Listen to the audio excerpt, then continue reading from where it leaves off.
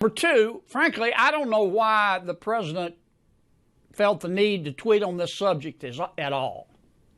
You know, when you argue with a fool, you just prove there are two. And I consider Congresswoman Omar, Congresswoman Ocasio Cortez, Congresswoman Tlaib, Congresswoman Presley, I think is her name. They call themselves the Squad. I consider them to be fools.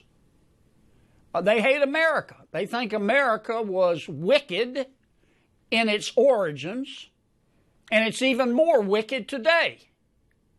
They ought to be thanking America instead of calling America evil and wicked and racist. But this is America, and they have the right to their opinion. But I don't like to see the president even dignify their point of view. Besides that, I think that the Squad, as they call themselves, they are destroying the Democratic Party. You know, when your opponent is screwing up, don't interrupt him. Let him go. I mean, just looking at this from a political standpoint, if I didn't know better, I would think the members of the Squad were GOP plants.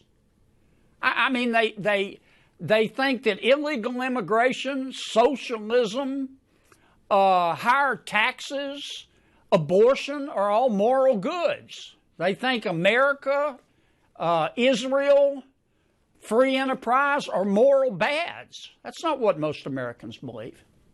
And that's kind of where I am on the subject. The president has explained his position. He has said, look, here's what I meant. If you're not happy living in America, leave. It's a free country, and I agree with that assessment. Senator Kennedy. Thank you, Mr. Chairman. Thank you all for being here today. Professor Goodwin, help me understand your point of view. I think this is a yes or no question. Do you support it being legal to abort an unborn child up to the moment of birth? Senator Kennedy, it is not a yes or no question. I support women like Ms. Zarowski. Women across this... No, ma'am, I don't... I think it is a yes or no question. No, well, let me answer. If there were a law that's... I'm just trying to understand your perspective, and I'm not accusing you of this. Of course not. But you know, people sort of talk around this issue. If there were a bill that said that a woman has an unfettered right to abort an unborn baby for any reason up to the moment of birth, would you vote yes or would you vote no?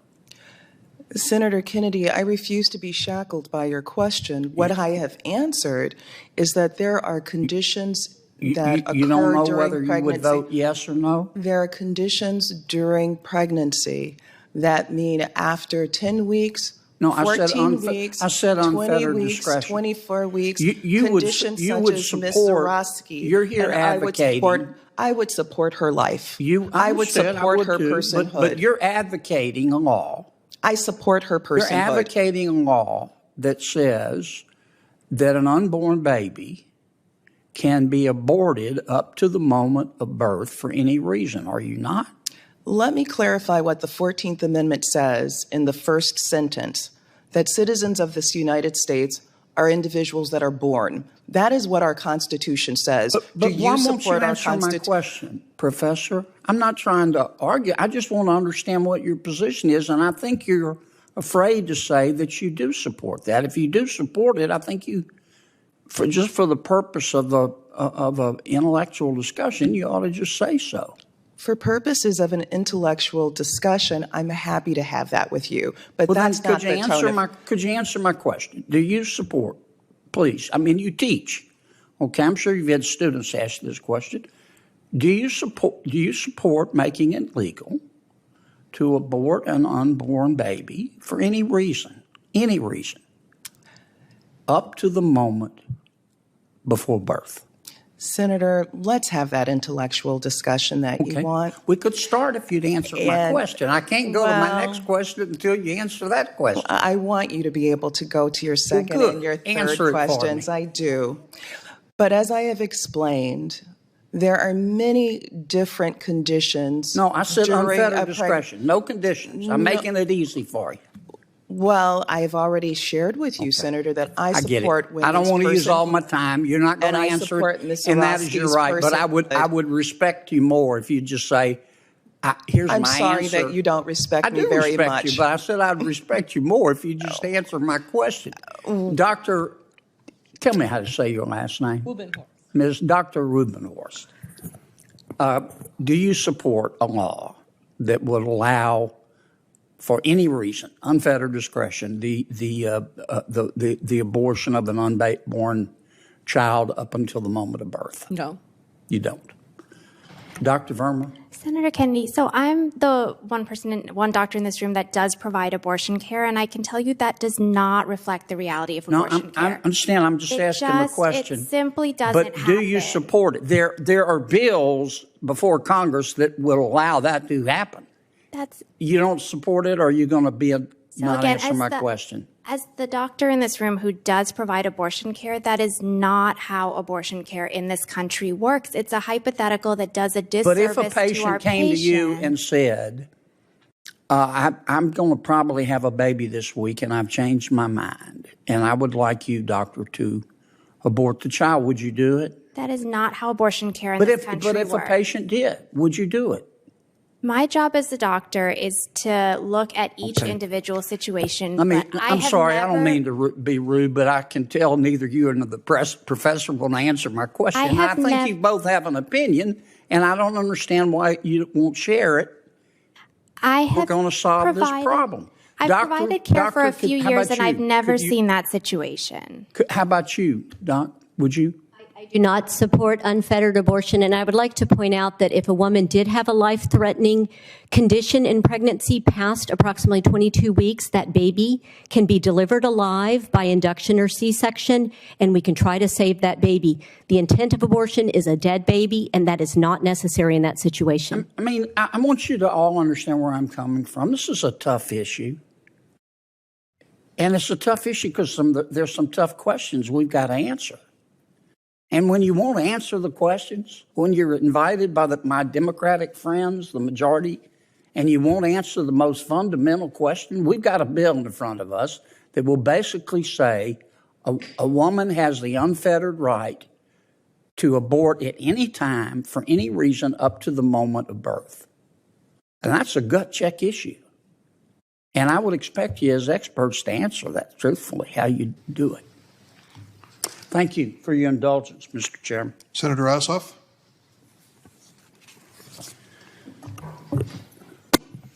Thank you, Mr. Chairman, and thank you to all of the witnesses for joining us and sharing your experiences and perspective. It's been tremendously impactful to hear from you. And Mr. Chairman, I do want to note and acknowledge that we have a Georgia physician with us, and Dr. Verma. Thank you for your work providing health care for Georgia women at a time. Thank you, Mr. Chairman, and thank you for calling this hearing. Ms. Umberger, you were in a Georgia state prison? Yes, that is correct. Okay. And Ms. LeBoy, am I saying your name right? Yes, sir. Your daughter was in a state prison? Yes, York Correctional. And Georgia? York Correctional in Connecticut. In Connecticut. In Niantic, Connecticut, okay. Yes.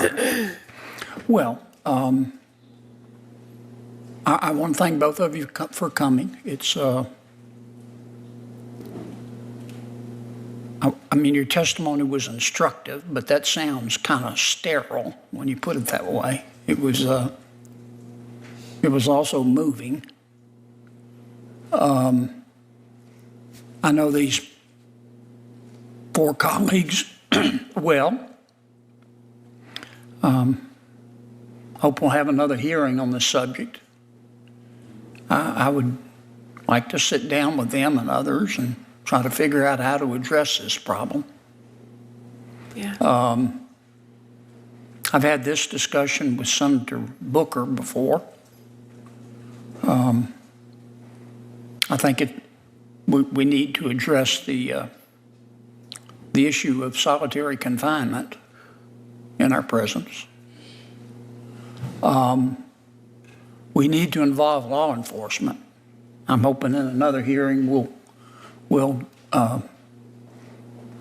offer the Georgia state officials the chance to come in and tell us what happened here and offer constructive suggestions. I guess what I'm saying is I pledge to you to try to sit down and let's see if we can address this problem. I'm going to have to leave in a second. I don't want you to be offended by that. We've got a vote going on. Okay. Dr. Suffren, tell me your credentials again. I'm a board-certified obstetrician gynecologist, and I also have a doctoral degree. Yes, ma'am. And you're a professor? I'm a professor at Johns Hopkins University. And the medical school? Or? In the School of Medicine and at the School of Public Health. Okay. You're a chaired professor? Or? I am not. Okay. All right. But you represent, or you are part of the Johns Hopkins system? I am, Yeah. but I'm not representing Johns Hopkins. I understand. Well, if we're going to solve this problem, we've got to be candid with each other. Do you have a Twitter account? Thank you, Senator, for your question, but I'm here today to talk about my expertise on reproductive health care for incarcerated women. Is your Twitter account jail care? That is thank you, Senator. That is a Twitter account that is associated with a book that I published in 2017. But I'm really here today to talk about my expertise on reproductive health care and pregnancy care for incarcerated women. On September 29th of 2018, at 3:33, I'm going to read you one of your tweets. These are your words, not mine. Quote,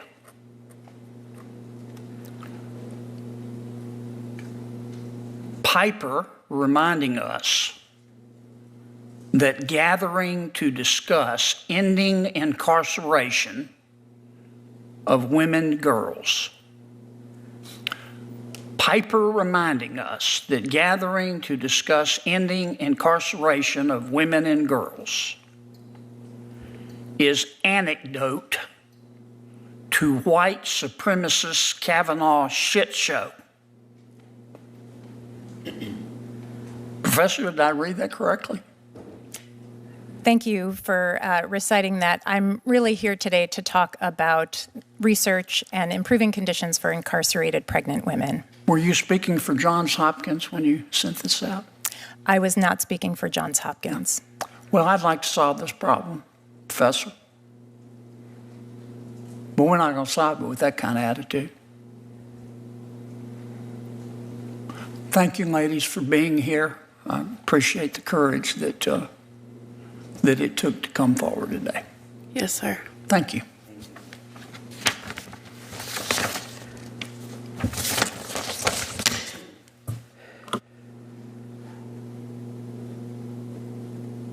As tempted as I am, Dr. Suffren, to take the bait